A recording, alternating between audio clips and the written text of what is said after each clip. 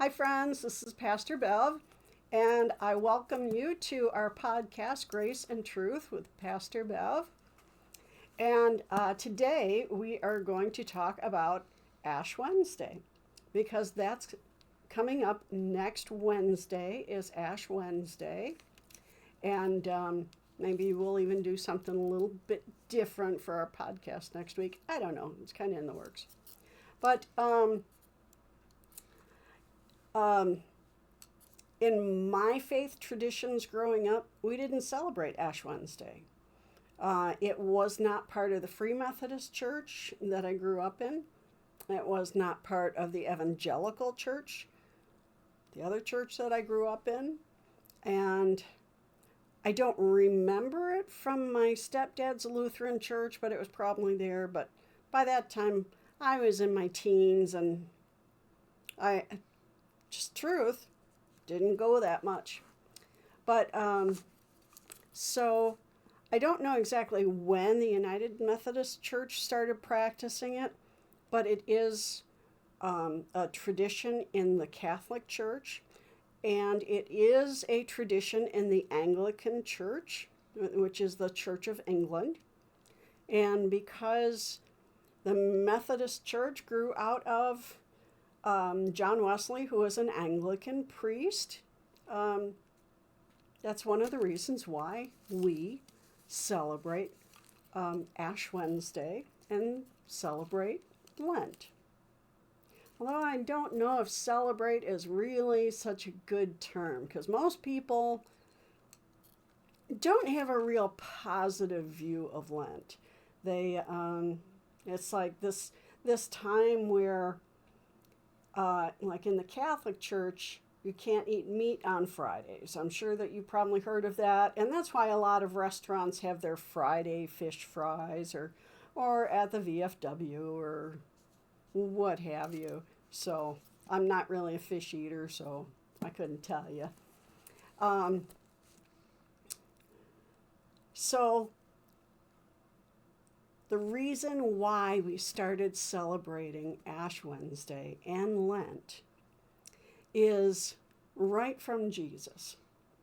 So, as some of you know, after Jesus was baptized, according to, and it's in all of the synoptic gospels. Synoptic means the ones that are similar in content. So that's Matthew, Mark, and Luke. It's in all three gospels, but it's explained in more detail in Matthew. So after Jesus was baptized, the Spirit drove him into the wilderness to be tempted by the devil. And this is Matthew chapter 4. He fasted 40 days and 40 nights, and afterwards he was famished. The tempter came and said to him, "If you are the Son of God, command these stones to become loaves of bread." But he answered, "It is written, one does not live by bread alone, but by every word that comes from the mouth of God." Then the devil took him to the holy city and placed him on the pinnacle of the temple, saying to him, "If you are the Son of God, throw yourself down, for it is written, he will command his angels concerning you. And on their hands they will bear you up so that you will not dash your foot against a stone." Jesus said to him, "Again it is written, do not put the Lord your God to the test." Again the devil took him to a very high mountain and showed him all the kingdoms of the world and their splendor. And he said to him, "All these I will give you if you will fall down and worship me." Jesus said to him, "Away with you, Satan, for it is written, worship the Lord your God and serve only him." Then the devil left him, and suddenly angels came and waited on him. So you're probably saying to yourself, "Okay, Pastor, there were no ashes within that story. So why is it important to have ashes placed on your forehead. You go walking around looking like you got smudge on your head, and people will go, hey, I think you got something up there, you know. So, no, that is not something that is necessarily scriptural, but what it symbolizes can mean everything to you, because this is a tradition that's over 1,000 years old, I think. So the tradition is that the ashes are burned from the palms from the previous Palm Sunday. Remember Palm Sunday? I love Palm Sunday. Harry really loves it. He used to put the palms in the sleeves of his jackets, and he'd wave them kind of like this, or, you know, he'd find different ways to make me laugh with the palms, and also he likes to make palm crosses. But I'm getting a little sidetracked there. So the clergy burns the palms from last year's Palm Sunday, takes the ashes, mixes them with a little bit of water, because if you mix them with oil, that can burn people, so we don't do that. Okay. And then we have a service called Ash Wednesday service, and the focus of the Ash Wednesday service is about repentance. It's about putting yourself kind of in the place of Jesus, and actually kind of in the place of Moses too. They both were in the wilderness for 40 days. Now, the season of Lent is 40 days, except for Sundays. Why they left Sundays out, I don't know. Maybe it's because you go to church. Maybe it's not. I don't know. It's not necessarily a free day, but you go through this 40 days and you're thinking about what are the ways that you are tempted by the world, by other things, that it might be a good idea to rid yourself of. So, some people give up meat on Fridays. That's fine. Other people like to give up chocolate. A lot of people like to give up on chocolate so that when Easter Sunday comes, they can have all the chocolate that they want, and it's like, oh, okay. Other people like to give up things that are something that bothers them. For myself, we have these ginormous little church cookies, and they're really good. And it was getting to the point where I started wanting to sneak eat them. And for me, that's one of my food compulsions. So last Ash Wednesday, I gave up those church cookies, and I have not had one of them since. Praise be to God, because they're really tempting.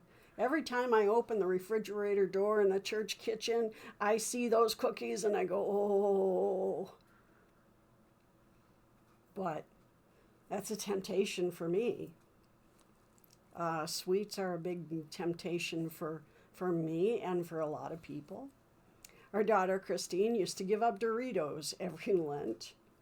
And then she'd just replace them with potato chips.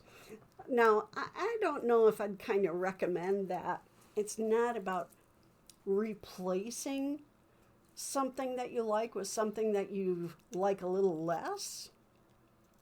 What it is to spend this time in thoughtful prayer and contemplation about your life and your service, your connection with God. So not everybody gives something up. A lot of people add something. So they might start a new Bible devotional, or they might read a book of the Bible that they've never read before. Some people might listen to a podcast like this. A really good one that I found is the Bible Project. I think it's pretty cool. But it's not about giving up. And the ashes are this sign, this physical sign of an inward reflection that you are recognizing that God is God and we are not. That God is God, but God made us from the dust, and to the dust we will return. Do you know that at funerals it's traditional to say ashes to ashes, dust to dust? Well, this is kind of remembrance.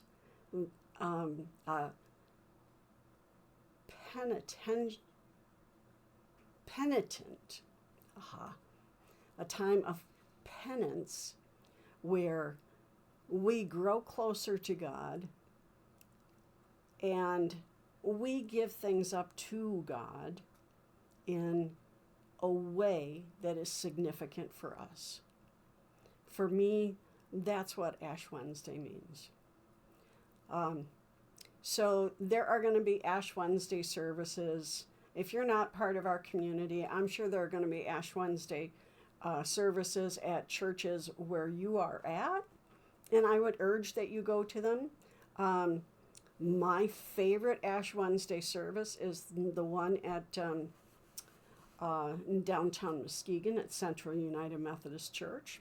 But we will also be having Ash Wednesday service next Wednesday on the 18th at Centenary United Methodist Church in Pentwater.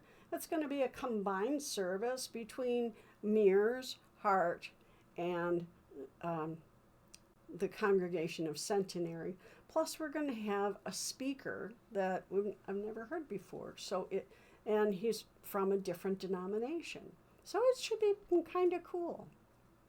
No matter how you choose to celebrate Ash Wednesday, whether it is buying punchkis for Fat Tuesday.